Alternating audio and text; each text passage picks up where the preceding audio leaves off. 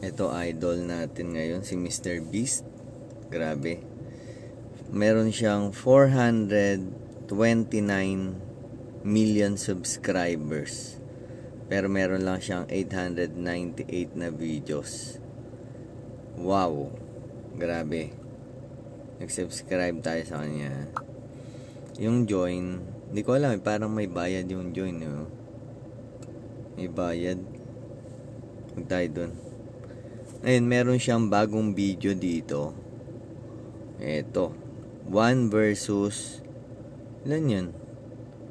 Million, 1 billion dollar nuclear bunker. Mr. Beast. Wow. Panoorin natin, na-start ko kanina pero in-stop ko kagad. Gusto ko ipakita sa inyo kung paano siya gumawa ng videos. So, sa pinaka-start yan. This mountain is a $1 billion nuclear bunker. Whoa. We're 2,000 feet underground inside of a mountain. And it can survive the biggest atomic bombs ever made. And I'm going to show you the difference between this $50 million nuclear bunker, this $30 billion bunker, and everything in between, starting with this $1 bunker. $1 bunker. Pagka, ano to? May ad, sorry.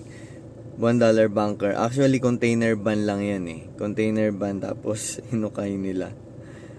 Ito lagi ko nakikita to, mga friend niya. Hindi ko pa alam yung, tignan natin mga pangalan nila ba, pagka natandaan natin.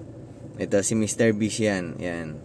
Actually, may mga video siya na nagbibigay siya ng mga $1 million mga ganun. Pero ito, ang topic niya dito is $1 versus 1 billion nuclear bunker. Yan.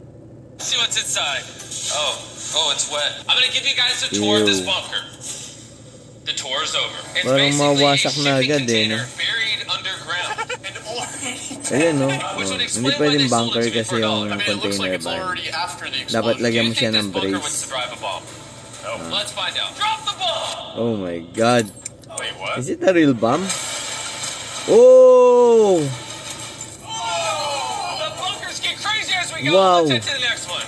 Next is the $1 million bunker. Wow. It was originally built to shoot missiles and survive a nuclear apocalypse far underground. Totoo ba yun? But how do you Totoo even bang get inside? bomb yung binagsak after nila descending kanina? countless stairs and opening a Grabe ka, 7,000-pound Mr. door. Beast. Why is 7,000 pounds so heavy? You reached the heart of the bunker. Whoa. Oh my God. Wow. This kind of looks like Star Wars. This room is where they would launch the missile from. This whole facility is designed to withstand a nuclear attack. Hindi ako makapaniwala na i-drain up talaga nila yung... Hindi, ewan ko ano guys sa tingin nyo?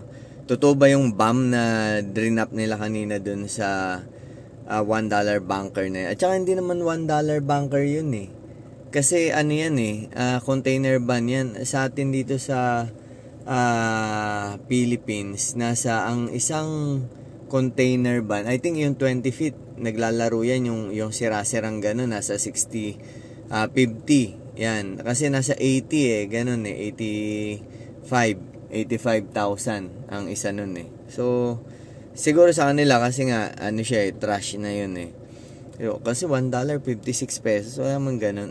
Si Mr. Beast medyo na-exaggerate lang din niya minsan yung mga The floor we're standing on is actually suspended like a giant platform hanging from the ceiling above.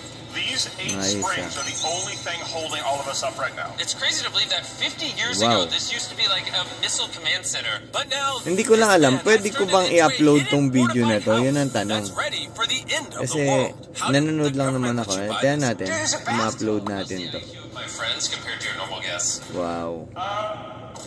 I think it's lower, yeah. We're gonna go 2 floors down. This is the lowest point. Oh, grabe. Totoo kaya itong mga to? Saan kaya nila nakukuha itong mga ganito, This is a club. This guy actually throws parties 5 stories underground. That no one is probably not invited to. So I don't normally show people this. Like, whoa, no one sees this. But he actually took us to a secret part of the bunker, to the nuclear silo. Where decades ago, a real nuclear missile was stored inside. No, Jimmy. Meron pa kaya yung nuclear missile? I think wala na. No.